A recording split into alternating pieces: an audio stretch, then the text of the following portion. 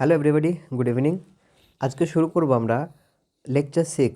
এর আগে 5টা ক্লাস হয়ে গেছে ইভিএসের কন্টেন্ট নিয়ে, যেটা আমরা এনসিইআরটি থেকে এনসিইআরটির উপর বেস করে পড়ছি। চলো শুরু করি তাহলে আজকের ক্লাস। তাহলে আজকে পড়বো আমরা স্লথকে নিয়ে। স্লথ এটা একটা প্রাণী, তোমরা অনেকেই হয়তো এর ছবি দেখেছো বা অনেকের সঙ্গে পরিচিত নেই। তো সেই স্লথকে নিয়ে দেখি আমরা। তোমরা পাশের ছবিতে দেখতে পাচ্ছ, এটা হলো একটা স্লথের ছবি। স্লথরা বেসিক্যালি কী হয়, একটা গাছের মধ্যে দেখতেই পাচ্ছ, এরা একটা গাছের মধ্যে আছে, ডালের উপরে বসে আছে, মানে এরা একটা গাছের উপরে বসবাস করে এবং তারা গাছের উপরে উল্টো হয়ে শুয়ে থাকে। মানে এই যে ডাল, এই ডাল বরাবর পা দিয়ে রাখে, নিচের দিকে ঝুলে ঝুলে তারা শুয়ে থাকে, ঠিক আছে? এবং জেনারেলি তারা গাছ থেকে খুব কমই নামে। দেখি এবার স্লথ সম্পর্কে তাহলে। It looks like a bear. স্লথকে দেখে মনে হয় ভাল্লুক, কিন্তু এটা ভাল্লুক নয়। ইট ইজ আ স্লথ, এর নাম হলো sloth. It spends almost 17 hours a day sleeping. প্রায় দিনের 17 ঘন্টা, 24 ঘন্টার মধ্যে 17 ঘন্টা ঘুমায়। এবার তোমরা বলবে স্যার আমরাও তো অনেকে ঘুমাই 17 ঘন্টা। হতে পারে অনেকে ঘুমায়, তারাও হয়তো স্লথের প্রজাতি। While hanging upside down on a tree branch. যে জায়গায় তারা এই যে হ্যাঙ্গিং মানে ঝুলে ঝুলে শুয়ে থাকে, গাছের আপসাইড ডাউন, গাছের ওপর থেকে ওপরে পা দিয়ে নিচের দিকে ঝুলে ঝুলে তারা শুয়ে থাকে। The sloth eats the leaves of the same tree on which it lives. সে সেই গাছেই বসবাস করে, সেই গাছের পাতাটাই খায় যে গাছে সে বসবাস করে। বুঝে গেল? যে গাছে সে বসবাস করে, যে গাছে সে ঘুমায়, সেই গাছেরই পাতাগুলি সে খায়। It hardly needs anything else. মানে এর অন্য কোনো জিনিসের প্রয়োজন পড়ে না। When it has eaten enough leave, যখন এটা যথেষ্ট পরিমাণে লিভ অর্থাৎ পাতা ফল খেয়ে নেয় ফ্রম দ্যাট ট্রি, ওই গাছ থেকে, it moves to near by tree. ধরো এই যে গাছে খাচ্ছিল, এই গাছের সমস্ত পাতা শেষ হয়ে গেল, সে পাশের কোনো গাছে গিয়ে আবার একইভাবে ততদিন পর্যন্ত এই গাছ থেকে নামবে না যতদিন না ওই গাছের সমস্ত পাতা শেষ হয়ে যাচ্ছে। জেনারেলি স্লথ 40 বছর পর্যন্ত বাঁচে। In this time they move around 8 trees. তার মানে তারা তাদের জীবনে 40 বছর তারা বাঁচে, 40 বছর তারা বাঁচতে পারে। 40 বছরে তারা টোটাল 8টি গাছের মধ্যে পরিবর্তন করে জীবনটাকে, অর্থাৎ এক একটা গাছে তারা 5 বছর করে থাকে, তাই তো? Once a week it comes down from the tree to relieve itself. এবং সপ্তাহে একদিন তারা নামে, বা প্রতি সপ্তাহে একবার তারা নামে, তারা নিজেকে রিলিভ করার জন্য, নিজেকে পরিত্রাণ দেওয়ার জন্যে, রিল্যাক্স করার জন্যে, ঠিক আছে? তাহলে স্লথ কী কী পয়েন্টগুলো কী কী দেখলাম যে সে দিনে 17 ঘন্টা করে ঘুমায়। তারপরে দেখলাম যে সে ওই গাছেরই লিভস, ওই গাছেরই পাতাগুলিকে খায় যে গাছে সে বসবাস করে। এবং দেখলাম যে 40 বছর পর্যন্ত জেনারেলি বাঁচে, এবং 8টি গাছের মধ্যে জীবনকাল 8টি গাছের মধ্যে শেষ হয়ে যায়। তার মানে এক একটা গাছে সে 5 বছর করে থাকে। আর কি দেখলাম, প্রতি উইকে একবার গাছ থেকে সে নামে নিজেকে রিলিফ দেওয়ার জন্যে। স্লথকে নিয়ে পড়লাম আমরা। এবার স্লথের সঙ্গে সঙ্গে দেখবো অ্যাবাউট স্লিপ। বিভিন্ন প্রাণীর স্লিপ সাইকেল বিভিন্ন। যেমন মানুষকে জেনারেলি ঘুমাতে হয় 8 থেকে 10 ঘন্টা, এটা ডাক্তারে বলে আর কি। তারপরে গরুকে ঘুমাতে হয় 4 ঘন্টা, ঠিক সেরকম একটা প্যাটার্ন রয়েছে। দেখি, Lizaad go into a long deep sleep for almost a season. Lizaad অর্থাৎ যে টিকটিকি আমরা বলি, টিকটিকি গিরগিটি একই টাইপের প্রজাতি, সেই লিজার্ড এরা প্রায় একটা সিজন, সম্পূর্ণ একটা ঋতু তারা ঘুমিয়ে কাটিয়ে দেয়। দেখা গেল সমস্ত সমস্ত গ্রীষ্মকালটা তারা ঘুমিয়ে কাটিয়ে দিল, সে ব্যাঙের মতো। বোঝা গেল? সমস্ত শীতকালটা ঘুমিয়ে কাটিয়ে দিল। তাহলে লিজার্ড একটা অলমোস্ট একটা এন্টায়ার সিজনের জন্য, একটা সম্পূর্ণ সিজনের জন্য সে ঘুমিয়ে পড়ে। গরুরা দিনে 4 ঘন্টা ঘুমায়, ঠিক আছে? তাহলে গরুরা মাত্র 4 ঘন্টা ঘুমের প্রয়োজন হয়। সাপ তোমরা জানো, পাইথন 18 ঘন্টা ঘুমায়। ভাগ্যিস 18 ঘন্টা ঘুমায়, নাহলে তো শিকার করে করে বেড়াবে। জিরাফ মাত্র 2 ঘন্টা ঘুমায়, একদমই অল্প। তাহলে জিরাফ শুধুমাত্র 2 ঘন্টা। আমাদের যে জায়গায় কম করে, আমরা তো অনেকে 10 ঘন্টা 12 ঘন্টা ঘুমিয়ে নিই আমরা, জিরাফ মাত্র 2 ঘন্টা ঘুমায়। তারপরে রয়েছে ক্যাট, বিড়াল ঘুমায় 12 ঘন্টা। বিড়াল তো অলস প্রাণী, মানুষের মতোই। এলিফ্যান্ট ঘুমায় 2 থেকে 4 ঘন্টা, ঠিক আছে? তাহলে এগুলো মনে রাখতে হবে, তোমাদের খাতায় শর্ট নোট বানিয়ে নেবে। কী কী দেখলাম কাউ ঘুমোয় 4 ঘন্টা, পাইথন ঘুমোয়, একবার এক্ষুনি রিভাইজ করে নাও, 18 আওয়ার্স, 18 ঘন্টা। তারপরে রয়েছে জিরাফ ঘুমাবে সবচেয়ে কম 2 ঘন্টা, চার মানে ঘন্টা, আওয়ার। ক্যাট ঘুমাবে এদের মধ্যে 12 আওয়ার্স, পাইথন 18 আওয়ার্স, আর এলিফ্যান্ট হলো 2 to 4 আওয়ার্স। 2 থেকে 4 ঘন্টা এর মধ্যে সে ঘুমাবে। তারপরে দেখি এবার আমরা পড়ব টাইগারকে নিয়ে। টাইগারকে নিয়ে কিছু আমরা পড়ব, অল অ্যাবাউট দ্য টাইগার। টাইগারকে নিয়ে কিছু টাইগার সম্পর্কে আমরা কিছু পড়ব, বাঘকে নিয়ে। দেখি এ টাইগার, তাহলে তোমরা এরপরে হেডিং করবে টাইগার দিয়ে শুরু করবে। A tiger can see 6 Times better than most of us. তাহলে একটা টাইগার আমরা যদি 1 মিটার দূরত্ব দেখতে পাই, এখান থেকে এইটুকু দেখতে পাই, একটা টাইগার দেখতে পাবে এর সঙ্গে 6 গুণ করো, অর্থাৎ 6 মিটার দেখতে পাবে, এখান থেকে এতটা দেখতে পাবে। বুঝা গেল? তাহলে টাইগার আমাদের থেকে 6 গুণ বেটার দেখতে পায়। পরেরটা দেখি চলো। Tigers whiskers are very sensitive. Whiskers মানে টাইগারের মানে যে গোঁফ হয় না, গোঁফ, ছবি দেখাই, দাঁড়াও, ছবি আছে এখানে, নেই। টাইগারের যে গোঁফগুলি হয় সেগুলিকে বলা হয় হুইস্কার্স। আর সার্চ করছি না, যেটা টাইগারের মুখ হয়, মুখের এইখানে যে গোঁফগুলি হয় এই গোঁফগুলিকে বলা হয় হুইস্কার্স। ঠিক আছে? তো হুইস্কার্স মানে কি তাহলে? গোঁফ। টাইগারের যে গোঁফগুলি হয়, এটা ভেরি সেন্সিটিভ, এই গোঁফগুলি অত্যন্ত sensitive, and can sense the movement of vibration in the air. এবং এয়ারের মধ্যে, হাওয়ার মধ্যে কোনো ছোটোখাটো ভাইব্রেশন হলেও সে বুঝতে পারে।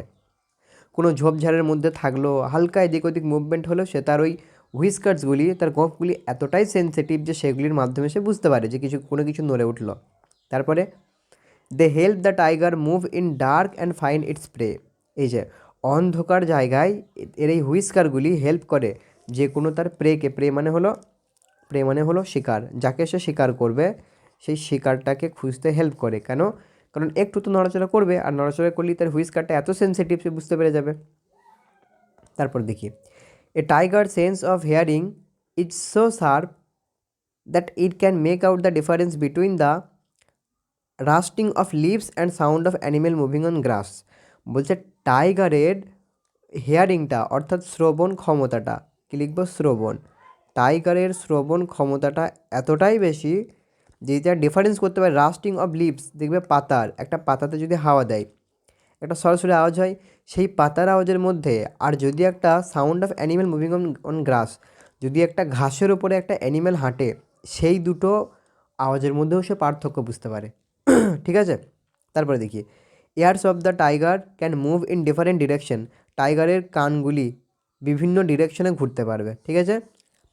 এবং এটা হেল্প করবে to catch him the sound from all around, এবং চারিদিক থেকে তাকে আওয়াজগুলিকে শুনতে সাহায্য করে। তারপর দেখি tiger makes different sound to other purposes.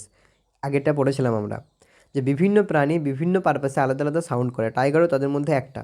বিভিন্ন সময় আলাদা আলাদা সাউন্ড করে, যেমন যখন অ্যাংরি হয় একরকম সাউন্ড করে, when it called out a tigress. আবার যখন মেবি রিপ্রোডাকশনের সময় যখন সে একটা মহিলা টাইগ্রেসকে, অর্থাৎ বাঘিনীকে, টাইগ্রেস মানে বাঘিনী, যখন একটা বাঘিনীকে ডাকে তখন একটা আলাদা আওয়াজ করে, অর্থাৎ হ্যাপি মুমেন্টে আলাদা আওয়াজ, আবার অ্যাঙ্গার মুমেন্টে আলাদা আওয়াজ। তারপরে দেখি it can call roar or snarl. Tiger যে চিৎকার করে, যাকে আমরা বাংলায় বলে থাকি কি? গর্জন। তো এই গর্জনকে বলা হয় রোর বা স্নাল। ঠিক আছে? Its roar can be heard 3 kilometre away. 3 kilometre দূর থেকে আমরা টাইগারের গর্জন শুনতে পাই, আওয়াজ শুনতে পাই। ঠিক আছে? তাহলে এই হলো টাইগারকে নিয়ে দেখলাম। তারপরে দেখব ডেঞ্জার টু অ্যানিমেলস। প্রাণীদের কী কী ডেঞ্জার রয়েছে? অনেক ডেঞ্জার রয়েছে। আজকালকার দিনে আমরা তাদের বাসস্থানগুলিকে কেটে দিচ্ছি, বন জঙ্গল পরিষ্কার করে দিচ্ছি, তারা থাকবে কোথায় তাহলে? দেখি the tiger is one of the most alert animals, yet today tiger is in danger. Tiger তো সব থেকে অ্যালার্ট অ্যানিমেল, অর্থাৎ কোনো কিছু আশেপাশে একটু মুভমেন্ট হলেই সে বুঝতে পারে। তার সত্ত্বেও টাইগারের পরিমাণটা আজকে এত কম যে টাইগার আজকাল ডেঞ্জারের মুভমেন্টে রয়েছে, যে কোনো সময় বিলুপ্ত হয়ে যাবে। Elephants elephants are killed for their tusks. এলিফেন্টকে মেরে দেওয়া হয় তাদের টাস্ক, তাদের দাঁতের জন্যে। আচ্ছা, মানে কোন জিনিসের কোনটার জন্য হত্যা করা হয় সেটাও ইম্পর্টেন্ট। যেমন এলিফেন্টকে কেন মেরে দেওয়া হয়? তার দামি টাস্কের জন্যে। টাস্ক মানে সামনের সে সাদা দাঁত, বুঝা গেল? দাঁতের জন্যে। রাইনোসরাসকে মেরে দেওয়া হয় তার শিংয়ের জন্যে, হর্নস। রাইনোসরাস মানে কি? গন্ডার। তো গন্ডারকে মেরে দেওয়া হয় কী জন্যে? তার হর্ন অর্থাৎ শিংয়ের জন্যে। ঠিক আছে? আবার টাইগ্রিসকে, ক্রোকোডাইলকে, স্নেককে, এই তিনটে আলাদা। টাইগ্রেসকে অর্থাৎ টাইগারকে, ক্রোকোডাইলকে, বাঘকে, তারপরে কুমিরকে এবং স্নেলকে, সাপকে মেরে দেওয়া হয় তাদের স্কিনের জন্য, তাদের চামড়ার জন্য। তাহলে কী কী দেখলাম? দেখলাম টাস্কের জন্য কাকে মারা হয়, টাস্ক মানেটা কি সেটা মনে রাখলেই হলো, দাঁত। তাহলে টাস্কের জন্য এলিফ্যান্টকে মেরে দেওয়া হয়, হাতি, বাংলায় লিখে দিই ছোটো করে, হাতিকে মেরে দেওয়া হয়। আচ্ছা, স্কিনের জন্য কাকে মেরে দেওয়া হয়? স্কিনের জন্য তিনজন আছে, একটা হলো টাইগার, টাইগারের স্কিনের খুব দাম, তারপরে রয়েছে ক্রোকোডাইল, আর সবার শেষে রয়েছে স্নেক, সাপ। আরেকটা কী ছিল? হ্যাঁ, হর্ন বা শিংয়ের জন্য কাকে মেরে দেওয়া হয়? শিং একমাত্র থাকে রাইনোসরাস, রাইনোসরাস অর্থাৎ গন্ডার।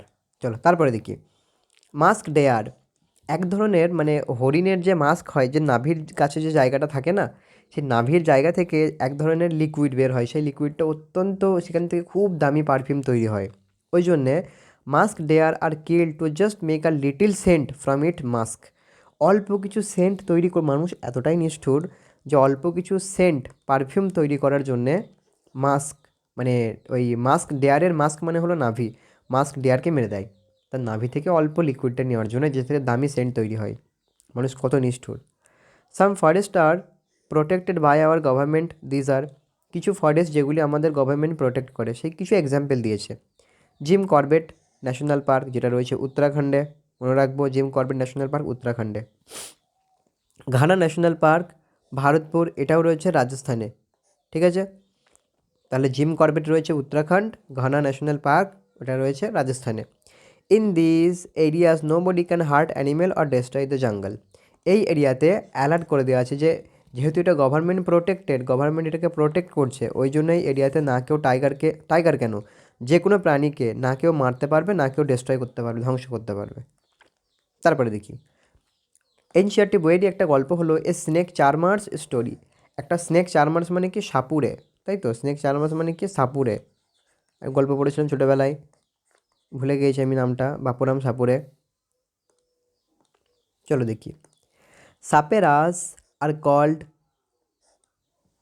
কালবেলিয়াস। তাহলে যারা সাপেরা হয়, যারা সাপ ধরে ধরে বেড়ায়, তাদেরকে আমরা বলি কালবেলিয়াস। আমরা বলি মানে কি, এখানে বলা হয়েছে আর কি, তাদেরকে বলা হয় কালবেলিয়াস। তাহলে কালবেলিয়াস কাদের বলা হবে? যারা সাপ ধরে বেড়ায়, সাপেরাস। তারপরে দেখব নাগ গুমফান। নাগ গুমফান ওয়ার্ডটার মানে কি? Design of this kind are used in rangoli. রঙ্গোলিতে এক ধরনের ডিজাইন হয়, রঙ্গোলি মানে তোমরা জানো এরকম এরকম করে কী সব করতে হয়, এরকম এরকম করে রঙ্গোলি তৈরি করতে হয়। সেই রঙগুলি যেটা তোমরা পুজোতে, দেওয়ালিতে তৈরি করো, সেই রঙগুলিতে করা এক ধরনের ডিজাইন হলো নাগ গুমফান। কী থাকে তার ভিতরে? এমব্রয়ডারি থাকে, as well as decoration in Saurashtra, Gujarat, south India. বুঝে গেল? তাহলে নাগ গুমফান হলো এক ধরনের ডিজাইন যেটা রঙ্গোলিতে ব্যবহার করব, আর তার ভিতরে এমব্রয়ডারিও থাকে এবং তার সঙ্গে সঙ্গে ডেকোরেশন করা হয় সৌরাষ্ট্র, গুজরাট, সাউথ ইন্ডিয়া, এই জায়গাগুলিতে ডেকোরেশন করা হয়। নাগ গুমফান কোথায় দেখতে পাবো? সাউথ ইন্ডিয়া, গুজরাট আর সৌরাষ্ট্র। তারপরে দেখি নামগুলো ইম্পর্টেন্ট, মনে রাখবে, অত ডিটেলসে জানার কোনো প্রয়োজন নেই। The snake charmer recognised a snake bite marks. একটা সাপুড়ে সে চিনতে পারলো একটা সাপের কামড়ের জায়গাটাকে দেখে, যেটা সাপেই কামড়িয়েছে। সাপে কামড়ালে দুটো এরকম ডট থাকে না, এরকম দেখতে পাচ্ছ তোমরা, এরকম দুটো ডট থাকে, তো সেটা দেখে সে চিনতে পেরেছে যেটা সাপের কামড়। The snake charmers collect and make many medicine with the help of plant which they found in forest. ওই স্নেক চার্মার মানে সাপুড়েটা নানান ধরনের মেডিসিন তৈরি করে বিভিন্ন রকমের জঙ্গল থেকে গাছপাতা নিয়ে। তারপরে দেখি snakes are helpful for farmers as they eat rats in field. সাপ কীভাবে হেল্প করে ফার্মারদের? সাপগুলি ওই জমির মধ্যে থাকা র্যাটগুলিকে, ইঁদুরগুলিকে খেয়ে নেয়, তার ফলে ফার্মারদের আর কেউ খাবারটা নষ্ট করে না। আদারওয়াইজ তা না হলে rats would eat the crops, তা না হলে ওই ইঁদুরগুলি খাবারগুলিকে খেয়ে নিত, ধান গম এগুলিকে খেয়ে নিত। বাট যেহেতু সাপে ইঁদুরগুলিকে খেয়ে নেয়, তো ধানগুলি বেঁচে যায়, ফলে ফার্মারের হেল্প হয়। Musical instrument used used in been party been. আচ্ছা আচ্ছা আচ্ছা আচ্ছা, বিন, যে বিন বাজানো হয়, বুঝে গেল? বিন এক ধরনের একটা ইনস্ট্রুমেন্ট হয়, বিন বাজালে সাপ নাচে, যেটা তোমরা শুনেছ, সেটাই বলা হয়েছে যে মিউজিক্যাল বিভিন্ন রকমের instrument used in been, party been, tumba, khanjiri, dhol, এই সমস্ত ইনস্ট্রুমেন্টগুলি এর সঙ্গে যুক্ত। Except dhol, all other 3 instrument are made from dried gourd or lauki. Lauki মানে কি বাংলায় বলে কুমড়ো নাকি, কুমড়ো না হলে কদু, যা হোক হবে, কুমড়ো না হলে কদু, তোমরা কি বলো, লাউ যেটা হোক বলো, দেখে নেবে, ঠিক আছে, কুমড়োই হবে মেবি। তাহলে কি বলা হলো, এখানে বলা হলো ঢোল ছাড়া বাকি সবগুলো এই কদু দিয়েই তৈরি হবে, কুমড়ো দিয়েই তৈরি হবে, লকি আর গোট দিয়েই তৈরি হবে। তোমরা নামগুলো মনে রাখবে। তারপরে দেখি অনলি 4 টাইপস অফ স্নেকস, হ্যাঁ ইম্পর্টেন্ট, 4 রকমের স্নেকের কথাই আমাদের বইয়ে উল্লেখ আছে বা আমাদের সিলেবাসের মধ্যে রয়েছে। ট্রিক কি, সিসিআরএস। তাহলে কত রকমের স্নেক আছে ইন্ডিয়াতে? 4 রকমের স্নেক আছে। কি সেই 4 রকমের স্নেক? তাদের কোডটা হবে কি, সিসিআর সিসিআরএস। প্রথম সি হলো কোবরা, তারপরে সি কি, কমন ক্রেট, তারপরে আরটা কি, রাসেলস ভাইপার বা ভিপার, এর আরেকটা নাম হলো ডিউবোয়া, আর শেষে এসটা কি হলো, সয়েস্কেল ভাইপার, এফআই যেটাকে বলা হয়। তাহলে কত রকমের সাপ আছে আমরা দেখলাম 4 রকমের সাপের কথা বলা হয়েছে। সিসিআরএস, প্রথম হলো কোবরা, তারপরে হলো কমন ক্রেট, তারপরে হলো রাসেলস ভাইপার, তারপরেটা হলো সয়েস্কেল ভাইপার। তো এই 4 রকমের নাম মনে রাখতে হবে। স্নেক হ্যাজ টু হলো টিথ, একটা স্নেকের সামনের যে দাঁতটা থাকে সেই দাঁতটাকে বলা হয় ফ্যাংস, ঠিক আছে, স্নেকের সামনের দাঁতটাকে আমরা বলে থাকি ফ্যাংস।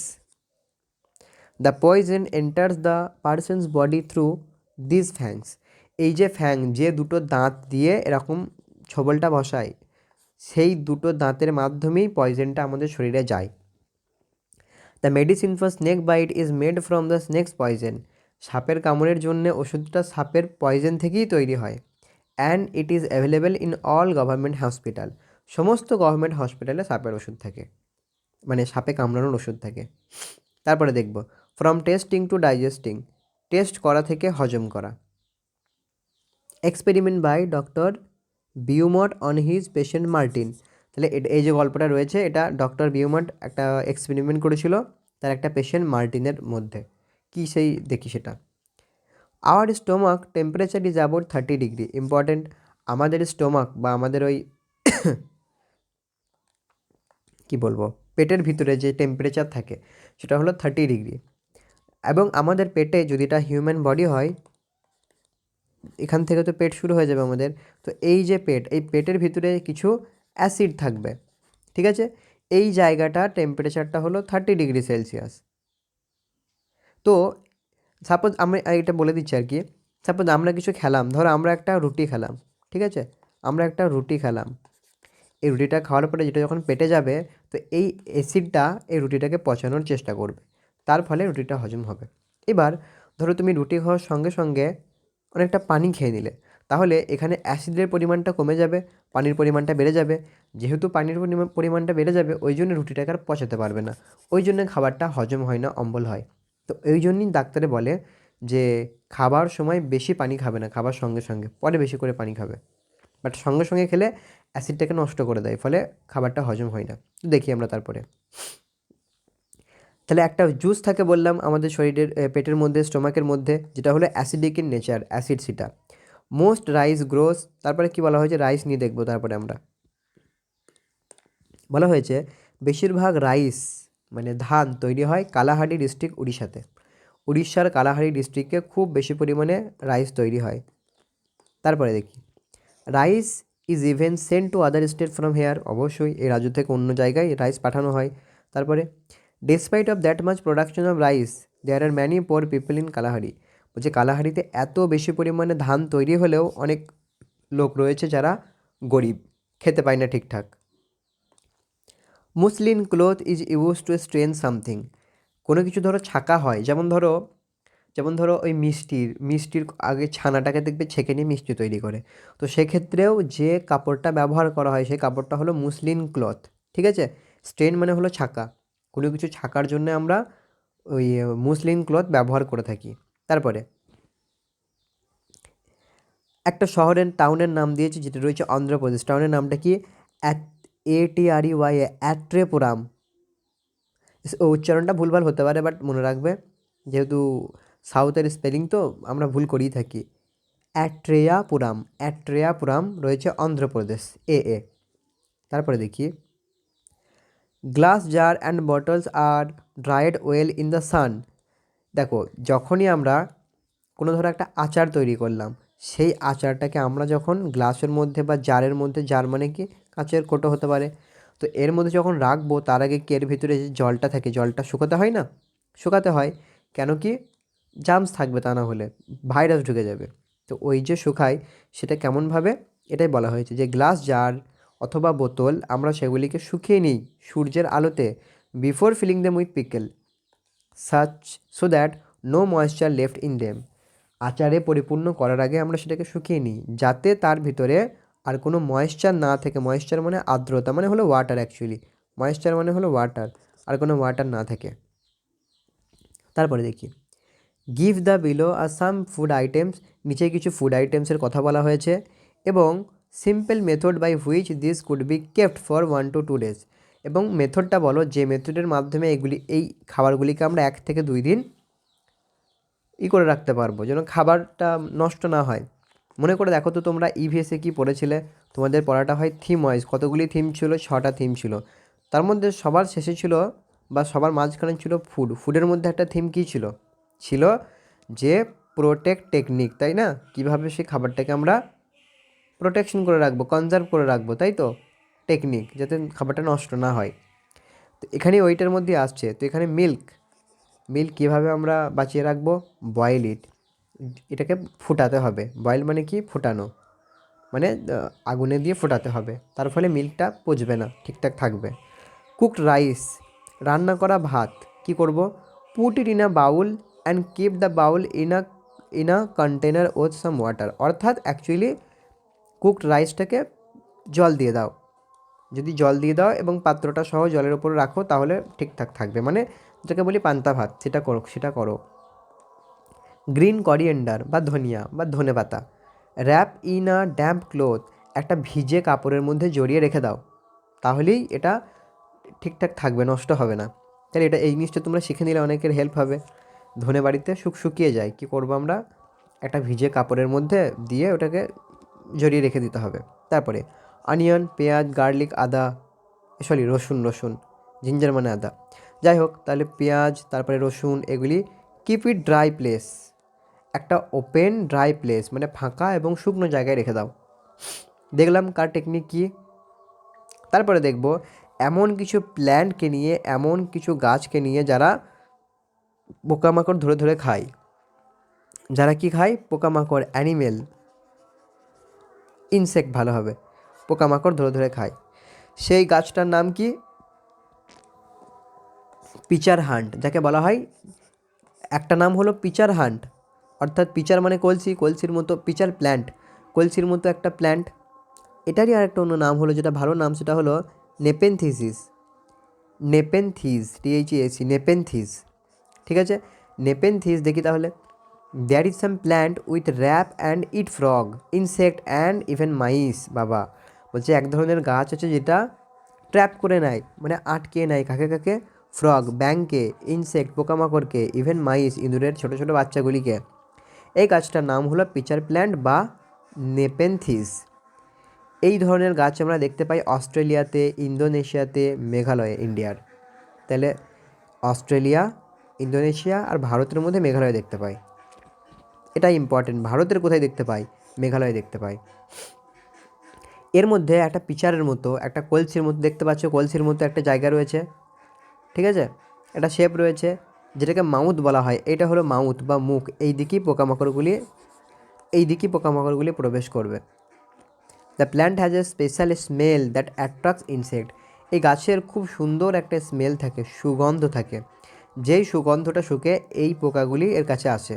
কিছু তো একটা অ্যাট্রাকশনের মতো থাকতে হবে, তবে তো আসবে। সেই সেন্টগুলি শুকে পোকারা আসে।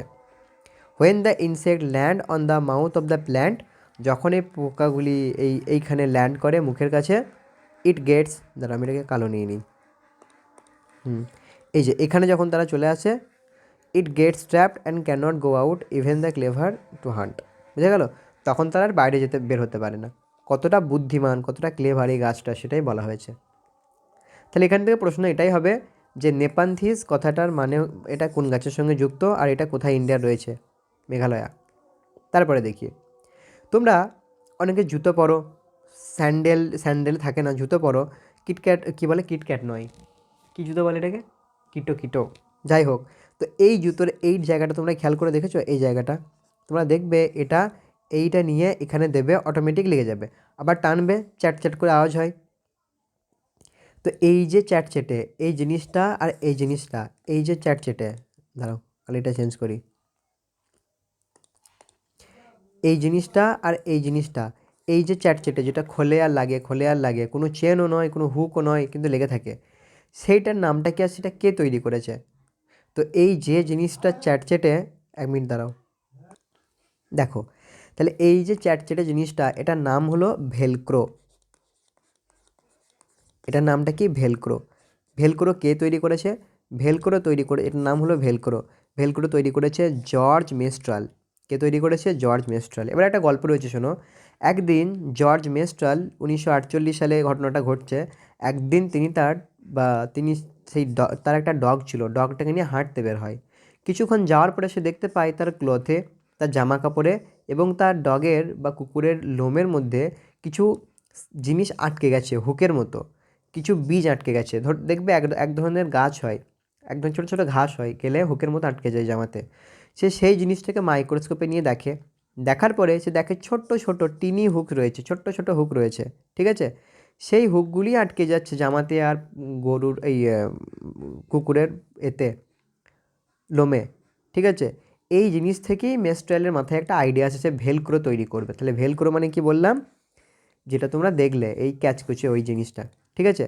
সে এক ধরনের মেটেরিয়াল ব্যবহার করলো যেটা ছোট্ট ছোট্ট হুকের মতো, মানে এইখানে না ছোট্ট ছোট হুকের মতো থাকে আর কি, আর এখানে ছোট ছোট হুকটাকে ধরার মতো অংশ থাকে, দিয়ে মিলেমিশে যায়। ভেলক্রো তৈরি করা হয় স্টিক করার জন্য, কোনো কিছু আটকানোর জন্য, যেমন জামা কাপড়ে থাকে, জুতোয় থাকে, ব্যাগে থাকে, বেল্টে থাকে, বিভিন্ন জায়গায়, ঠিক আছে? এই জিনিসটা বলা হয়েছে যে সে নেচার থেকেও এক্সপিরিয়েন্স নিয়ে কিছু তৈরি করে ফেললো। কে তৈরি করেছে? George Mestral. ইম্পর্ট্যান্ট। তারপরে পড়বো ওয়ান্ডারিং সিডস। দেখি, the seeds are great travels. দেখবে একটা, আমার বাড়ি এখানে, আমার বাড়ি ওয়েস্ট বেঙ্গলে, বন্ধুর বাড়ি কর্ণাটকে, ঠিক আছে? আমি এখান থেকে একটা সুন্দর আম মা ব্যাগে করে দিল, আমি নিয়ে কর্ণাটকে জব করি, চলে গেলাম নিয়ে। সেই আমের আঠিটা এখানে চলে এলো, তাহলে আমটাও তো ট্রাভেল করলো আমার সঙ্গে, এবং এখানে একটা আম গাছও তো হবে বীজটা পড়ে পরবর্তীকালে, যদি ঠিকঠাক এনভায়রনমেন্ট পরিবেশ পায়। সেটাই বলা হয়েছে, যেই বীজগুলি খুব ভালো ট্রাভেলার, ঘুরে ঘুরে বেড়ায়, তারা ফার অ্যান্ড ফার, অনেক দূরে যেতে পারে। The seeds have many tiny hooks, কারণ এদের মধ্যেও অনেক রকমের হুক দেখতে পাই, which get stuck to the cloth or fur. এক ধরনের মানে ছোট ছোট বীজ থাকে যেগুলি জামা কাপড়ে লেগে গিয়ে, এখান থেকে ওখানে কুকুরের, পাখির লোমে লেগে গিয়ে এক জায়গা থেকে অন্য জায়গায় ট্রাভেল করে করে বেড়ায়। They they can also travel through water, তারা ওয়াটারেও যায়। বিভিন্ন রকমের বীজ বিভিন্ন, কেউ ওয়াটারের মাধ্যমে এক জায়গা থেকে অন্য জায়গায় যায়, কেউ বাই এয়ার এক জায়গা থেকে অন্য জায়গায় যায়, তারপরে কেউ ইনসেক্টের দ্বারা এক জায়গা থেকে অন্য জায়গায় যায়, এইভাবে নানান রকমভাবে নানাজন নানা জায়গায় যায়। When the soybean pod are ripe, they burst and seed go thrown out. যখন সয়াবিনের বীজ ফেটে যায়, সয়াবিনের ফুলটা ফেটে যায়, সেখান থেকে ছোট্ট ছোট্ট বীজ বের হয়, এটা বাস্ট হয়ে যায় আর কি, দিয়ে যে ছোট্ট ছোট্ট সিডগুলি বের হয় সেগুলি বাইরে অটোমেটিক বেরিয়ে যায় এবং হাওয়ার মাধ্যমে উড়ে এখান থেকে ওখানে চলে যায়। তারপরে গ্রিন চিলি মানে হলো কাঁচা লঙ্কা, টমেটো, আলু, এই সবগুলি ইন্ডিয়ার ফল ইন্ডিয়ার ভেজিটেবল নয়, এগুলিকে ইন্ডিয়াতে আনা হয়েছে কার দ্বারা? ট্রেডার্স, যারা ব্যবসা বাণিজ্য করতে এসেছিলো ইন্ডিয়াতে বাইরে থেকে, তারা এনেছিল। কোন কান্ট্রি থেকে এনেছিল? South America. খুব ইম্পর্টেন্ট এই জায়গাটা। কেন ইম্পর্টেন্ট? কি দেখলাম? দেখলাম সাউথ আমেরিকা। সাউথ আমেরিকা থেকে কী কী এসেছিলো? Green chilli, green chillies. আর কি ছিল? ছিল টমেটো। আর কি ছিল? পটেটো। মেন জিনিসটাই সাউথ আমেরিকা থেকে এসছে, ঠিক আছে, গেল এটা।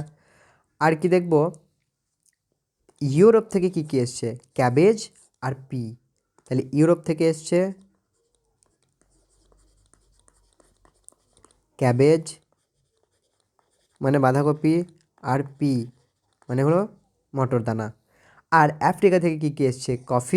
কফি বিনস আর গ্রিন ভিন্ডি। তাহলে কোথা থেকে কী এসছে? খুব ইম্পর্টেন্ট, আমি জাস্ট ছোট্ট করে দাগ দিয়ে দিচ্ছি, তোমরা পড়ে নেবে। যে গ্রিন চিলি, টমেটো, পটেটো এসছে সাউথ আমেরিকা থেকে।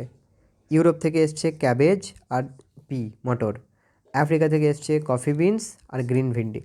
চলো, এভরি ড্রপ কাউন্টস, প্রতিটা ড্রপ আমরা গুনতে পারি। ড্রপ মানে এখান থেকে কি বুঝতে পারছি, এখানে কার গল্প রয়েছে? ওয়াটারের গল্প রয়েছে। আর ওয়াটার মানে সেই গল্পটা কোথাকার হতে পারে? রাজস্থানের হতে পারে, তাই না? রাজস্থানের হতে পারে। দেখি, বলা হয়েছে এভরি ড্রপ কাউন্টস, গল্পটা আমরা বুঝতে পারলাম রাজস্থানেরই হবে। তারপরে দেখি, বলা হয়েছে এভরি ড্রপ কাউন্টস, প্রতিটা ড্রপ কি গুনতে হবে। অর্থাৎ দেখি তোর গল্পটা কিসের উপর ফোকাস করছে। এই গল্পটা হলো জয়সলমীর বলে একটা জায়গার, যে জয়সলমীর, যেটা আমরা নাম শুনি বুঝতে পারছি রাজস্থানের, এটা রাজস্থানের কোনো একটা জায়গা। সেই জয়সলমীরে একটা জায়গা ছিল যার নাম ছিল গাধীসর। গাধী গাধীসার। এবং এই নামের শেষে যে দেখতে পাচ্ছ সার, SAR। সার মানে কিন্তু লেক। লেক মানে তোমরা জানো, সার মানে কি? লেক। লেক মানে কি? হ্রদ। বাংলায় যাকে আমরা বলি হ্রদ, যার মধ্যে জল থাকে। তো সেই হ্রদের পাশে একটা স্কুল ছিল, একটা ঘাটের পাশে। সেই ঘাটের পাশে সেখানে 9টা লেক ছিল। একবার আমরা দেখব যে জয়সলমীরে খুব কম পরিমাণে বৃষ্টি হবে, এবং এমনকি কোনো কোনো জায়গায় বছরে একবারও হয়তো বৃষ্টি হবে না। কিন্তু খেয়াল করে দেখব যে তারা ভাবার চেষ্টা করবে যে কেন জল নেই কুয়াতে বা হ্রদের মধ্যে। তার আগে বলি, উত্তরাখণ্ড এরকম দু একটা জায়গা রয়েছে, যে জায়গায় যখনই তাদের ওই লেক অর্থাৎ হ্রদগুলি জলে পরিপূর্ণ হয়ে যায়, তারা, যেমন উত্তরাখণ্ডের লোকেরা কী করে, নিউ ব্রাইড, ব্রাইড মানে কি? নতুন যারা বিয়ে করে, সেই নতুন বিয়ে করা ব্যক্তিরা অর্থাৎ স্বামী স্ত্রী, তারা জলের কাছে যায় টু বাউ দ্য স্প্রিং অর পন্ড। তারা পুকুরে বা নদীতে বা হ্রদে যে কোনো জায়গায় যায় এবং বাউ মাথা নত করে, অর্থাৎ আশীর্বাদ নেয়। অর্থাৎ এটাকে সেলিব্রেট করে, যদি বেশি পরিমাণে বৃষ্টিপাত হয় সেটাকে তারা সেলিব্রেট করে। এবং তারপরে তারা, রাজস্থানের লোকরা তারপরে দেখার চেষ্টা করবে যে কেন সেখানে বৃষ্টিপাত হয় না, কেন জায়গাটা ড্রাই আপ, শুকিয়ে যাচ্ছে। তারপরে তারা দেখবে যে water is being pumped up from under water, যে পাম্পের মাধ্যমে, ইলেকট্রিক পাম্পের মাধ্যমে, ইলেকট্রিক মোটরের মাধ্যমে পানি মানে মাটির নিচে থেকে সমস্ত জলটা তুলে নেওয়া হচ্ছে। তাহলে জল হ্রদে আসবে কোথা থেকে? The lake in which rain water use to collect no longer there. এবং আশেপাশের ওই লেক, ওই হ্রদ আর থাকবেই না যে সেখান থেকে তারা জল নেবে। অর্থাৎ জলের লেয়ারটা নিচের দিকে নামছে, অর্থাৎ জল শেষ হয়ে যাচ্ছে। এবং গাছের আশেপাশের মাটি, তারপরে পার্ক, সমস্ত জায়গা সিমেন্টে পরিপূর্ণ হয়ে গেছে। তাহলে যে জলটা আমরা ব্যবহার করছি, যদি সব জায়গায় সিমেন্ট থাকে, তাহলে জলটা মাটির নিচে আবার চুঁয়ে চুঁয়ে যাবে কী করে? এগুলি হলো চিন্তার বিষয়। তারপরে দেখব থিঙ্ক ওভার ইট, এটাকে নিয়ে ভাবতে বলছে। এই যে জলের ব্যাপারটা, এটাকে নিয়ে ভাবতে বলছে। 1986 সালে একবার যোধপুরে নো রেইন, কোনো প্রকারের বৃষ্টিপাত হয়নি এবং আশেপাশের জায়গাতেও বৃষ্টিপাত হয়নি। সেখানকার মানুষদের মনে আছে দ্য ওল্ড অ্যান্ড ফরগটেন স্টেপওয়েল। স্টেপওয়েলকে ওদের ভাষায় কী বলা হতো? বাউলি। বাউলি মনে রাখবো, স্টেপওয়েল মানে হলো বাউলি, ঠিক আছে? Baoli. They clean the stepwell and more and 200 trucks of garbage was taken out of it. তাদের যে স্টেপওয়েল অর্থাৎ যে জলের কলটা ছিল, যে কল থেকে তারা জল নেয়, এই জলের কল থেকে তারা হিসাব করে দেখেছিল জল কেন বের হচ্ছে না, কারণ প্রায় কয়েক টন ট্রাক, মানে কয়েকটা ট্রাকে, 100টার ওপরে ট্রাকে করে বের করতে হয়েছিল আবর্জনা। অর্থাৎ মানুষজন আবর্জনা ফেলে দেয় তার মধ্যে, তাহলে মানে জল কী করে বের হবে? ওই এলাকার মানুষেরা অনেকটা টাকা তারা কালেক্ট করলো, টাকা জমা করলো, জড়ো করলো। The thirsty town got water from the stepwell, এবং ওই বাউলি থেকে বা স্টেপওয়েল থেকে তারপরে তারা জল বের করলো। After a years it rained well and again the stepwell was forgotten. আবার কয়েক বছরে আবার ভালো বৃষ্টিপাত হলো এবং মানুষজন এতটাই নিষ্ঠুর, এই জলের নলটাকে আবার ভুলে গেল, আবার ময়লা পরিষ্কার অপরিষ্কার করতে শুরু করে দিল। অর্থাৎ মানুষ যখন বৃষ্টিপাত হলো না তখন এটাকে ব্যবহার করলো, যখন আবার বৃষ্টিপাত হয়ে গেল তখন আবার ভুলে গেল। হয়তো আবার কয়েক বছর পরে তারা সমস্যায় পড়বে তাদের এই ব্যবহারের জন্যে। তারপরে দেখব থ্রু দ্য আইজ অফ আল বিরুনি। আল বিরুনি নাম শুনেছো তোমরা, ঐতিহাসিক একজন। দেখি চলো, তাহলে আল বিরুনি একজন ঐতিহাসিক। তার লেখা কিছু ডেসক্রিপশন থেকে কিছু বর্ণনা যেটা ইন্ডিয়ার জন্য তিনি লিখে গিয়েছেন, সেই বর্ণনাগুলির মধ্যে কী কী দেওয়া হয়েছে ইন্ডিয়া সম্পর্কে, ভারতবর্ষ সম্পর্কে তিনি কী কী লিখেছেন দেখি। দেখব তো সবার আগে প্রশ্ন হবে আল বিরুনি কোথাকার ব্যক্তি ছিলেন? উজবেকিস্তানের ব্যক্তি ছিলেন তিনি। তিনি একজন ট্রাভেলার ছিলেন, অর্থাৎ তিনি বাইরের দেশ থেকে উজবেকিস্তান থেকে ইন্ডিয়াতে তিনি ঘুরতে এসেছিলেন। তার নাম ছিল আল বিরুনি। তিনি ইন্ডিয়াতে অনেক কিছু জিনিস অবজার্ভ করেছিলেন, দেখেছিলেন, সেগুলি তার ডিটেলসে তার ডায়েরির মধ্যে নোট করেছিলেন। এবং তিনি ভারত সম্পর্কে অনেক কিছু ডিফিকাল্ট জিনিস লিখেছিলেন, যেগুলি তার অবাক লেগেছে লিখেছিলেন এবং তাদের দেশে গিয়ে সেটা বর্ণনা দিয়েছিলেন তিনি। তিনি কি লিখেছিলেন? তিনি বিশেষ করে আমাদের ইন্ডিয়ার লোকেদের জন্য লিখেছিলেন যে ইন্ডিয়ার মানুষেরা খুব ভালো পুকুর তৈরি করতে পারে, তাদের মধ্যে খুব স্কিল রয়েছে মেকিং পন্ড, পুকুর তৈরি করার খুব ভালো স্কিল রয়েছে। এবং আরও বলা হয়েছে যে সেখানকার মানুষেরা, উজবেকিস্তানের মানুষেরা সেগুলি শুনে খুব অবাক হয়ে গেছেন যে কী করে ইন্ডিয়ার লোকরা এত স্কিল্ড, পুকুর কী করে তারা তৈরি করে। তারা দে পাইল আপ হিউজ রক, বলা হয়েছে যে ইন্ডিয়ার মানুষেরা প্রচুর পরিমাণে রক পাথর ব্যবহার করতো। Join them iron rod build build chabutaras. Chabutaras মানে হলো ওপর দিয়ে তোলা প্ল্যাটফর্ম, ঠিক আছে, পুকুরের চারিপাশ দিয়ে যেটা একটা ঘিরে দেওয়া হয় আর কি, সেরকম জিনিস। অল অ্যারাউন্ড দ্য লেক, ওই যে লেকটা তৈরি করছে সেই লেকের চারিপাশে সিমেন্ট দিয়ে নানান রকম জিনিস দিয়ে ঘিরে দিচ্ছে। বিটুইন দিস, এইসবের মধ্যে the rose of long stair case going up and down, অর্থাৎ এরকম এরকম টাইপের নকশা করা রড দেওয়া রয়েছে আর কি, এগুলো ইম্পর্টেন্ট না এত। The steps for going up and coming down of separate, ওপরে যাওয়ার নিচে নামার আলাদা আলাদা রাস্তা ছিল। লেস ক্রাউডিং, জায়গাগুলি বেশ কম জনবসতি ছিল, অর্থাৎ মানুষজন একা একা থাকতো। Today when we read the history, যখন আজকে আমরা হিস্ট্রি পড়ে দেখি আমরা অনেক কিছু শিখতে পারি আল বেরুনির লেখা থেকে। This stamp came out 1973, 1000 year after his birth. 1000 বছর পরে, অর্থাৎ তার জন্মের 1000 বছর পরে 1973-তে এইগুলি প্রকাশ পায় একটা বইয়ের মধ্যে, যেটা আমরা এখন পড়তে পারি। তাহলে আল বেরুনি কোথাকার ব্যক্তি ছিলেন? মনে রাখবো আল বেরুনি উজবেকিস্তানের ব্যক্তি ছিলেন, ইম্পর্টেন্ট। তারপরে দেখি এক্সপেরিমেন্ট উইথ ওয়াটার। এবার ওয়াটারকে নিয়ে এক্সপেরিমেন্ট কী কী দেখব। All ocean and seas have salty water, আমরা জানি যে কোনো ওশেনে বা সমুদ্রেতে সল্টি ওয়াটার, লবণাক্ত জল থাকে। Saltiest water can be found in Dead Sea. Dead Sea হলো একটা সিয়ের নাম, একটা সাগরের নাম হলো ডেড সি। সেই ডেড সিতে প্রচুর পরিমাণে, অর্থাৎ সব থেকে সল্টিয়েস্ট, সব থেকে লবণাক্ত আমরা জল দেখতে পাই। Around 300 milligram of salt in 1 litre of water. বাপরে, 1 লিটার জলের মধ্যে 300 গ্রামের সল্ট থাকতো, কতটা সল্টি তোমরা ভাবো, কতটা সল্টি ভাবো। 1 লিটার জলের মধ্যে 300 গ্রাম সল্ট থাকতো। আমরা যে জল পান করি তার মধ্যে হয়তো 1 লিটারের মধ্যে হয়তো 1 গ্রাম সল্ট থাকে। No one can be drown in Dead Sea because, একটা কথা খুব অবাক জানো তো, ডেড সিতে যদি তুমি মনে করো যেটা ডেড সি গিয়ে লাফ মেরে দিয়ে ডুবে যাবে, তুমি ডুববে না কখনো, বিকজ সল্টের ডেনসিটি, ঘনত্বটা এতটাই বেশি তোমাকে ওপরে ভাসিয়ে রাখবে। এটাই বলা হয়েছে যে no one can be drown, drown মানে ডুবিয়ে দেওয়া, কোনো ব্যক্তি ডুববে না ডেড সিতে, কারণ সল্টের ডেনসিটিটা খুব বেশি, বুঝে গেল, মাছ সল্ট, প্রচুর ডেনসিটি বেশি। The person will float on the surface of water, ওই ব্যক্তিটা জলের উপরিভাগে ভাসতে থাকবে। অনেকগুলি কোয়েশ্চেন আছে এখানে, যে ডেড সিয়ের ডেনসিটি কত লবণের, বলে দেবো 1 লিটারে 300 গ্রামস।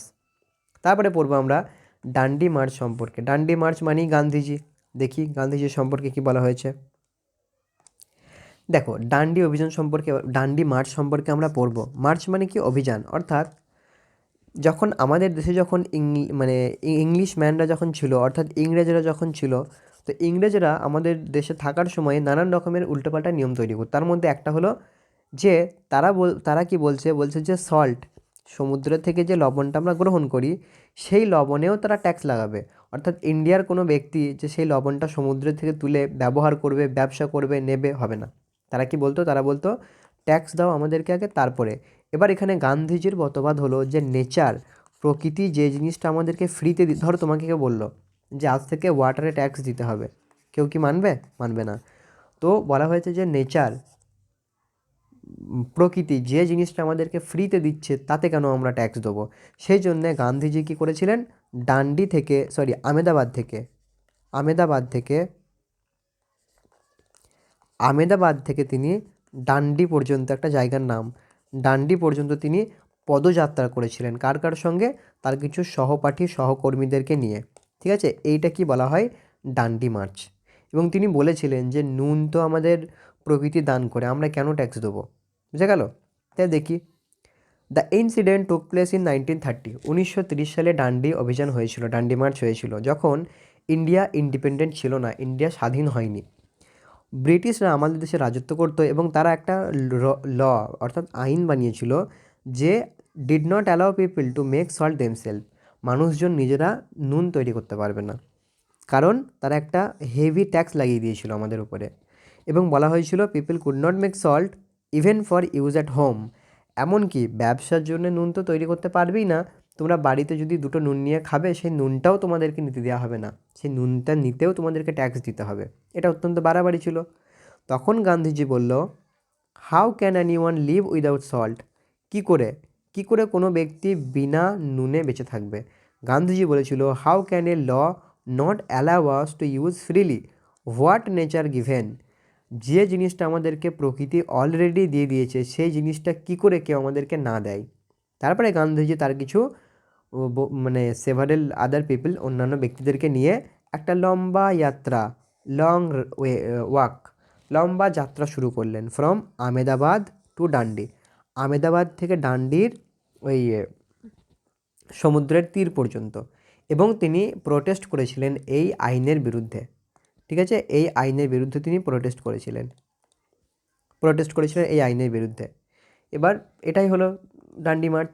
জিজ্ঞেস করা হয়েছে যে তোমরা কি জানো কীভাবে নুন তৈরি হয়? আমরা জানি যে সমুদ্রের জলটাকে আমরা এক কাছে কালেক্ট করব, shallow water way dug in the sand, অর্থাৎ জলটাকে কালেক্ট করব, সেই জলটাকে যদি আমরা ধীরে ধীরে পরিষ্কার করি, জলটাকে বাদ দিয়ে দিই, তার মধ্যে পড়ে থাকবে লবণটা, এটাই আর কি। তাহলে কত সালে হয়েছে? 1930, 1930 সালে হয়েছে। এরপরে পড়বো আমরা মসকিটোস, মশা সম্পর্কে পড়বো। তাহলে ম্যালেরিয়াকে নিয়ে দেখি। বলছে malaria fever comes with chills and rigor. Chills মানে কি? চিলস মানে ঠান্ডা লাগা, আর রিগর্স মানে হলো কাঁপুনি দেওয়া। দেখবে যাদের ম্যালেরিয়া হয় অত্যন্ত কাঁপুনি হয়, কাঁপুনি দেওয়া হলো রিগর্স। তাহলে ম্যালেরিয়া রোগটা হওয়ার দুটো লক্ষণই হলো, 1 নম্বর ঠান্ডা লাগবে, 2 নম্বর কাঁপুনি দিয়ে আসবে। ম্যালেরিয়ার মেডিসিন কি? খুব important, bark of cinchona tree. আমরা জানি সিনকোনা, তোমরা পড়েছো ছোটোবেলায়, সিনকোনা গাছের বার্ক মানে হলো ছাল, সিনকোনার ছাল দিয়ে তৈরি হয় ম্যালেরিয়ার রোগের ওষুধ, এটা আমরা সবাই জানি। ঠিক আছে, iron can be found in, এটা মাঝখান থেকে এলো যে আয়রন, তোমরা জানো আয়রন একটা খুব ভালো ভিটামিন, আয়রন আমাদের দরকার শরীরে, মিনারেলস, ভিটামিন নয় মিনারেলস, এটা আমাদের শরীরে দরকার। আয়রন আমাদের রক্তটাকে ঠিকঠাক রক্ত পরিষ্কার করে। তো আয়রনটা আমরা পাবো কোথা থেকে? আর তোমরা কি লোহা চিবিয়ে চিবিয়ে খাবে? নিশ্চয়ই নয়, জাগারি থেকে পাবো। জাগারি মানে কি বলো তো? এই যে শীতকালে দিন আসছে, তোমরা মিঠুই খাবে, ধুকি করবে, ধুকির ভিতরে গুড় দেবে, গুড় দিয়ে খাবে, জাগারি মানে হলো সেটা, গুড়। আমলা ফল, এবং অন্যান্য গ্রিন লিফি ভেজিটেবল, সবুজ পাতাওয়ালা ভেজিটেবলের মধ্যে আয়রন থাকবে। তাহলে আয়রন কার কার মধ্যে থাকবে? দাঁড়াও, আয়রন কার কার মধ্যে থাকবে? আয়রন থাকবে জাগারি মানে হলো কি বললাম, জাগারি মানে হলো গুড়, তারপরে মিঠাই, এইগুলো, আমলা এবং সবুজ ভেজিটেবল। ফ্লাইজ মানে মাছি, ফ্লাইজ মানে কি? মাছি spread disease like stomach problem. মাছিরা কী ধরনের সমস্যা, কী ধরনের রোগ ছড়ায়? স্টোমাক প্রবলেম, অর্থাৎ পেটের, স্টোমাক মানে কি? পেটের রোগ ছড়ায় মাছিরা। তারপরে বলা হয়েছে algae is a kind of plant. Algae হলো এক ধরনের গাছ, which is spread in rainy season mostly. যে অ্যালগিটা মেনলি আমাদের যেখানে অনবরত জল প্রবাহিত হয় আমাদের কলে, জলের কলে, বাথরুমে দেখবে এক ধরনের শ্যাওলা জমে যায়, ওটা কি বলা হয়? অ্যালগি। তারপরে একটা সায়েন্টিস্ট ছিল, সেই সায়েন্টিস্টটা কী করেছিলেন, পিপ পিপ মানে উঁকি মেরে দেখা, তিনি উঁকি মেরে দেখেছিলেন তা নয়, কিন্তু পেট কেটে দেখেছিলেন তিনি অ্যাকচুয়ালি মাইক্রোস্কোপে দিয়ে তিনি রিসার্চ করেছিলেন। কী রিসার্চ করেছিলেন? মসকিটোস স্টোমাক, একটা মশার পেটের ভিতরে কি আছে। সেই সায়েন্টিস্টের নাম হলো রোনাল্ড রস। তাহলে রোনাল্ড রস কী নিয়ে রিসার্চ করেছিলেন? মসকিটোর স্টোমাক নিয়ে। সেখান থেকেই ম্যালেরিয়া সম্পর্কে তিনি ধারণা দেন। He found out about malaria, এখান থেকেই তিনি ম্যালেরিয়াটাকে খুঁজে বের করেন যে ম্যালেরিয়া বলে কোনো রোগ হয়। নাহলে এর আগে পর্যন্ত মানুষ মনে করতো এটা কোনো ব্যাড এয়ার, এটা কোনো খারাপ হাওয়ার কারণে, অর্থাৎ ভূত প্রেতের কারণে হয়তো হয় ম্যালেরিয়া। এখান থেকে তিনি বললেন যে না, ম্যালেরিয়া হয় মশার কামড়ের কারণে। এবং এই মশাটা আবার অন্য কোনো মশা নয়, এটা হলো মহিলা অ্যানোফিলিস মস্কিটো। বুঝা গেল? মেল নয় কিন্তু, মহিলা অ্যানোফিলিস মশা কামড়াইলেই শুধুমাত্র ম্যালেরিয়া হয়। এবং তাদেরকে দেখতে লাগে brownish with spotted wing, brown কালারের বাদামি বর্ণের ডানা, স্পটেড উইংস, মাঝখানে সাদা সাদা গোল গোল থাকে। Malaria is caused by one cell parasite called plasmodium. Malaria কার কারণে হয়? একটা এককোষ বিশিষ্ট প্যারাসাইট যার নাম হলো প্লাজমোডিয়াম। প্লাজমোডিয়ামের কারণে মস্কিটো মানে ম্যালেরিয়া হয়। তাহলে কী কী দেখলাম? যে রোনাল্ড রস মশার পেট কেটে দেখেছিল, যেটা বাংলায় ফিমেল অ্যানোফিলিস মস্কিটো কামড়ালি রোগ হয়। আর এর ওষুধটা কী হলো? সিনকোনা গাছের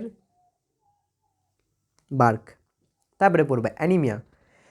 অ্যানিমিয়া নাম তোমরা নিশ্চয়ই শুনেছ। অ্যানিমিয়া, অ্যানিমিয়া মানে হলো আয়রনের অভাব।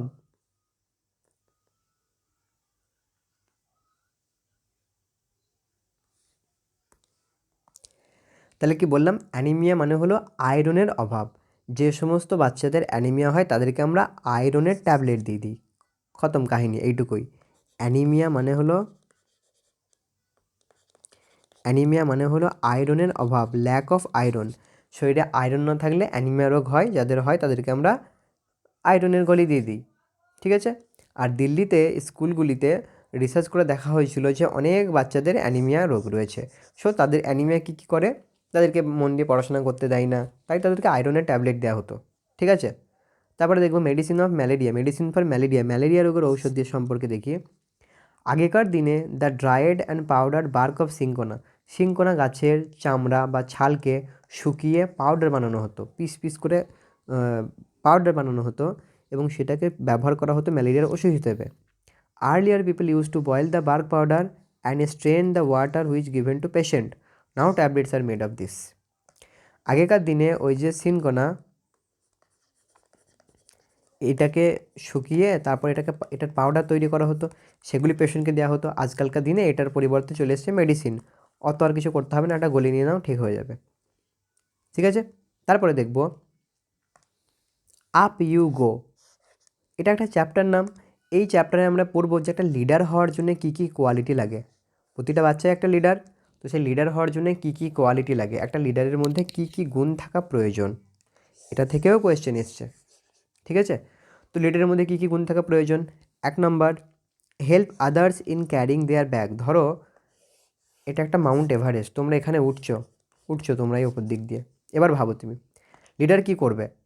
অন্য ব্যক্তিকে তাদের ব্যাগগুলিকে বয়ে নিয়ে যেতে হেল্প করবে যে পারছে না, 1 number. 2 number, let the group ahead and keep to last. Leader সে নয় যে সামনাসামনি দৌড়ে দৌড়ে বেড়ায়, লিডার সে যে সবার শেষে যাবে এবং দেখবে যে কারোর কোনো সমস্যা হচ্ছে কিনা, কেউ পড়ে আছে কি না।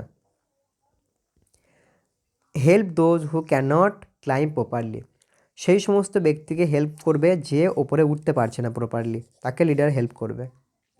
আর কি লিডারের গুণ? Find a good place to stop and rest. Leader ঠিক খুঁজে খুঁজে বের করবে যে আশেপাশে সব থেকে সেফ জায়গা, সব থেকে ভালো জায়গা আছে কোথায়, যেখানে তারা রেস্ট করতে পারবে। লিডার সেই যে look after those who are not well, কার শরীর ঠিক নেই, কে অসুস্থ, সেইগুলি যে দেখবে সেই লিডার। লিডার সেই যে arrange for food for the গ্রুপের জন্যে সে ফুড অ্যারেঞ্জ করবে গ্রুপের জন্যে। ঠিক আছে? সেই হলো লিডার। এগুলো লিডারের বৈশিষ্ট্য। এই যে দেখো, এখানে এটাকে নিয়ে একটা জিনিস বলা রয়েছে, দেখি। আরও একটা গুণ রয়েছে যে the most important thing is to be ready to punished.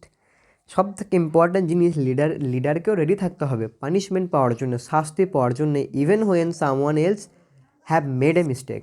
ধরো এটা একটা গ্রুপে একটা, দুটো, তিনটে, চারটে, পাঁচটা, ছটা রয়েছে, এর মধ্যে এ হলো লিডার। তো গ্রুপের যে কোনো ব্যক্তি যদি কোনো দোষ করে, লিডারকে যেন রেডি থাকতে হবে পানিশমেন্ট খাওয়ার জন্য, কারণ লিডারই তাদের প্রতিনিধিত্ব। অন্য কেউ দোষ করলেও লিডারই পানিশমেন্ট পাবে, ঠিক আছে। তারপরে কি বলা হয়েছে, যে কোনো ঠান্ডা জায়গায় vitamin and iron give strength and keep us warm in the cold. যে কোনো ঠান্ডা জায়গায় ভিটামিন নিতে হবে ভালো ভালো, এবং আয়রনের মানে আয়রন নিতে হবে শরীরে, তবেই তারা শক্তি পাবে ঠান্ডা জায়গায়, ঠিক আছে। আয়রন মানে আয়রন চিবিয়ে চিবিয়ে খাওয়া নয়, আয়রনের গলি নেওয়া, যা যা খেলে আয়রন পাওয়া যায়, আমলা, তারপরে সবুজ জিনিস, সবুজ মানে সবজি, এইসব জিনিস। তারপরে টেকলা ভিলেজ ইম্পর্টেন্ট। টেকলা ভিলেজ 1600 মিটার ওপরে রয়েছে, এবং এটা কোথায় রয়েছে, রাজস্থানে রয়েছে। রাজস্থানের কোন জায়গায়, ঝালওয়ার বা ঝালপাটন, JHAL, ঝালদা পাটন। তাহলে টেকলা হলো একটা ভিলেজ যেটা রয়েছে রাজস্থানে 1600 মিটার উপরে, এই 1600 মিটার উপরে রয়েছে। The angle of our body should be 90 degree while climbing. যখন আমরা পর্বতে পাহাড়ে উঠবো, তখন আমাদের শরীরটাকে 90 ডিগ্রি রাখতে হবে, ঠিক আছে, পাহাড়ে ওঠার সময়। And the back should be straight, এবং পিঠটা একদম সমান সমান থাকতে হবে, তাহলে কম কষ্ট হবে। তারপরে পড়বো আমরা বাচেন্দ্রী পাল সম্পর্কে। এই যে দেখো পাশের ছবি দেওয়া আছে, দেখি, বাচেন্দ্রী পাল সম্পর্কে। Bachendri Pal, first Indian women and the fifth women in the world to reach the peak of Mount Everest. তাহলে বাচেন্দ্রী পাল ফার্স্ট ইন্ডিয়ান, প্রথম ভারতীয়, যে প্রথম মহিলা ভারতীয়, তাই তো, আচ্ছা, ফার্স্ট ইন্ডিয়ান উইমেন, প্রথম মহিলা ভারতীয় যে মাউন্ট এভারেস্টে উঠেছে, এবং 5 নম্বর ওয়ার্ল্ডের মধ্যে, মানে ওয়ার্ল্ডে তারও আগে 4জন উঠেছে, 5 নম্বর ওয়ার্ল্ডের মধ্যে যে মানে মহিলা যে মাউন্ট এভারেস্টে উঠেছে, বাচেন্দ্রী পাল। তারপরে পড়বো আমরা মিজো ল্যাঙ্গুয়েজ, মিজোরামের, সবাই জানে এটা, মিজোরামে মিজো ল্যাঙ্গুয়েজ বলা হয়। মিজোরাম কি তোমাদের নিশ্চয়ই মনে পড়ছে, এটা হলো ইন্ডিয়া, ইন্ডিয়ার এইখানে একটা স্টেট রয়েছে, এই স্টেটটার নাম হলো মিজোরাম, ঠিক আছে। সেই মিজোরামের ভাষা হলো মিজো, MIZO, মিজো। ক্লিয়ার হলো। পরেরটা দেখি আমরা, vitamin C, iron tablet, hot chocolate milk, strength to give warm. ওই যে একটু আগেই বললো যে আয়রন নিতে হবে, আর iron, vitamin C, iron tablet, hot chocolate, এগুলি খেলেই আমরা শরীরটা উষ্ণ রাখতে পারবো, শরীরটা গরম থাকবে, ঠিক আছে। বেশ, আজ তাহলে এই পর্যন্ত থাকবে, কালকে এরপরের ক্লাসে দেখব বাকিটা আমরা।